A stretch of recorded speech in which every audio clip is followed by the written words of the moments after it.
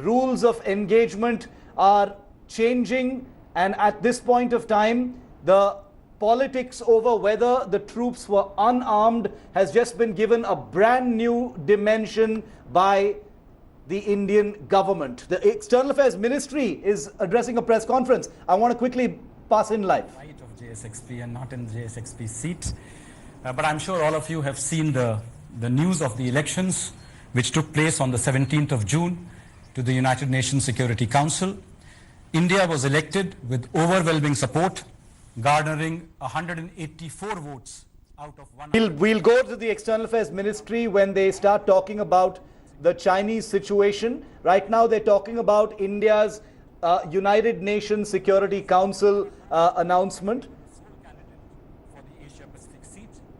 However, this was made possible because okay, we're going to stay with the press conference. Had withdrawn in our favor in 2013, for which we thank the government of Afghanistan.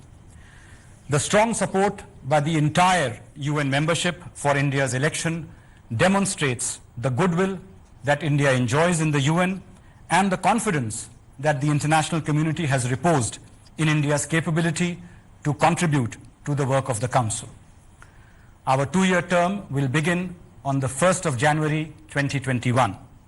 This will be the 8th time that India will be serving on the Security Council, bringing with it rich experience and legacy. We look forward to being a voice for all those who are not represented in the Council. As a founding member of the United Nations, India is fully committed to the principles and purposes of the UN Charter. As the world's largest democracy, a major contributor to UN peacekeeping operations, and a strong votary of the rights of developing countries, India will bring its own unique strengths and perspective to the Security Council. We will act as a voice of reason and moderation and a firm believer in respect for international law and peaceful settlement of disputes. In fact, India has all the credentials to serve on the UN Security Council. Our work in the Security Council will be guided by Honorable Prime Minister's call for a reformed multilateralism and the dynamic 5S vision for foreign policy, namely Samman, respect, Samvad, dialogue, Sahyog, cooperation, and Shanti, peace, to create conditions for universal prosperity, Samriddhi. Through this approach, we seek to move towards a new orientation for a reformed multilateral system which can be encapsulated as norms, NORMS. Our External Affairs Minister had already outlined the priorities we have set for ourselves as a member of the UN Security Council. I will briefly reiterate them.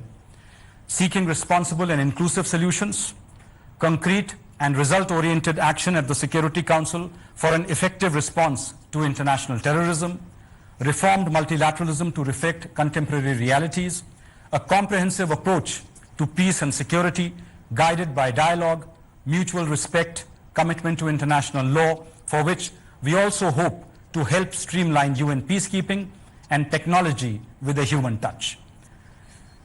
The COVID-19 pandemic is perhaps one of the most serious crises this generation has ever faced. We believe that the current crisis offers us new opportunities to seek innovative and inclusive solutions by using multilateralism and international cooperation.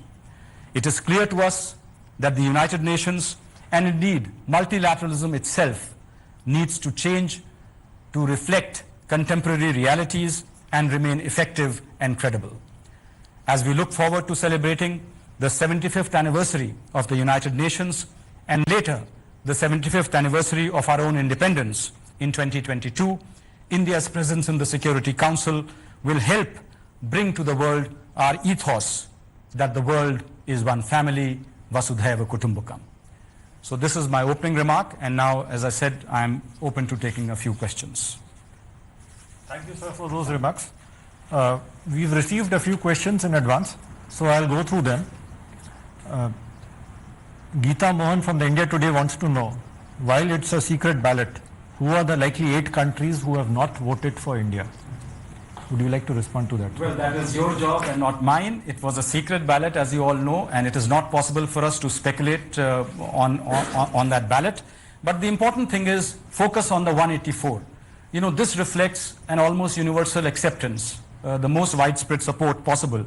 And also don't forget that we had the complete endorsement of the Asia Pacific Group. We were the only candidate for that sole seat.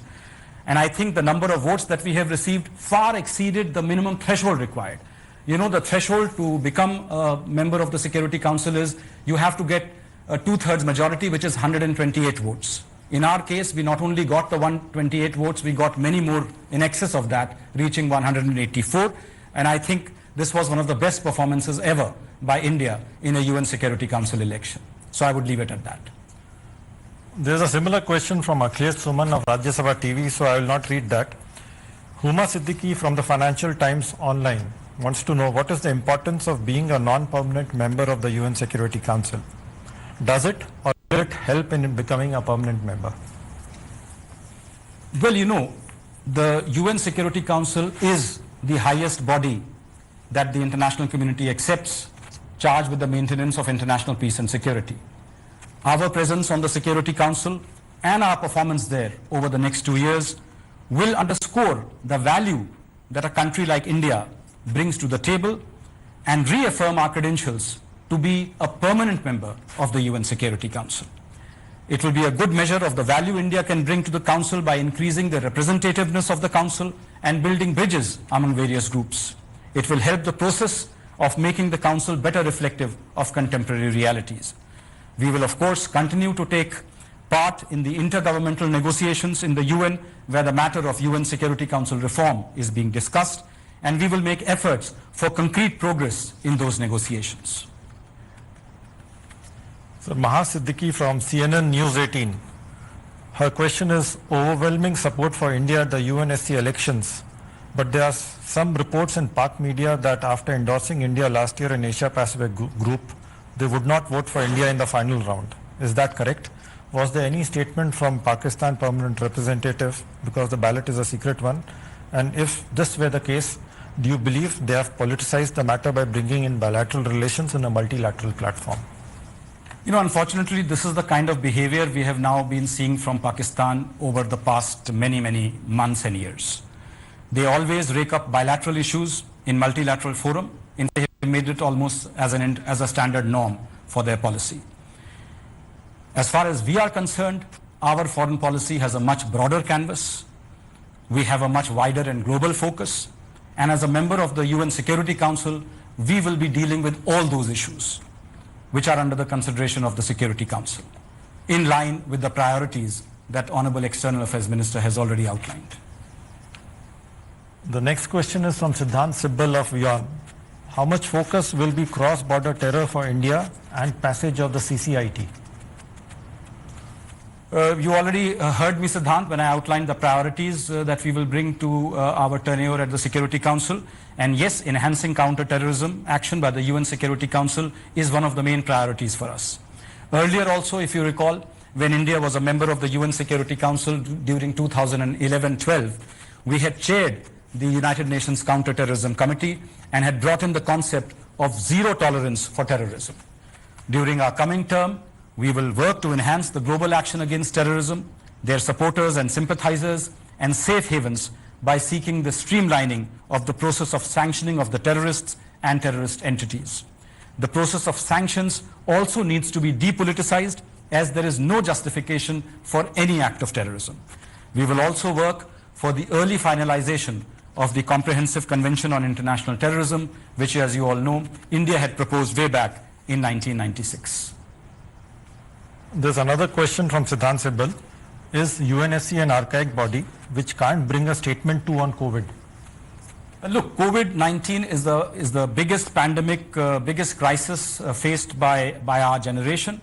And in the UN system, it is being dealt mainly by the World Health Organization, which is the key technical body empowered to act as the voice of the global community in this regard. However, at the same time, we have clearly said that the UN system needs reform urgently, and all its bodies, including the WHO and the Security Council, need to be reformed to reflect contemporary realities. This is the reason why Honorable Prime Minister has called for a reformed multilateralism. So the point is not to reject everything, but to see what is there and to make it better.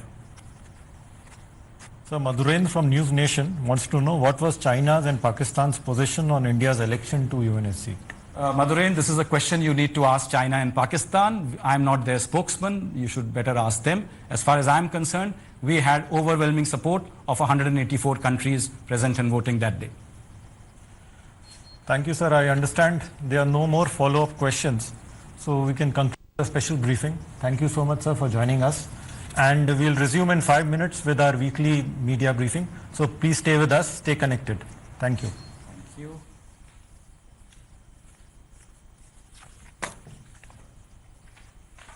All the best. Yes, of course. Break here on 5 Live. And I apologize for diverting my viewers' attention from the China story. That was an MEA press conference on the United Nations Security Council seat, which, while an important story, is not the top focus here on 5 Live. Hello everyone, this is Rahul Kamal here. Hope you enjoyed this video. For the latest news and analysis, like and subscribe the India Today YouTube channel and don't forget to press the bell icon to stay updated.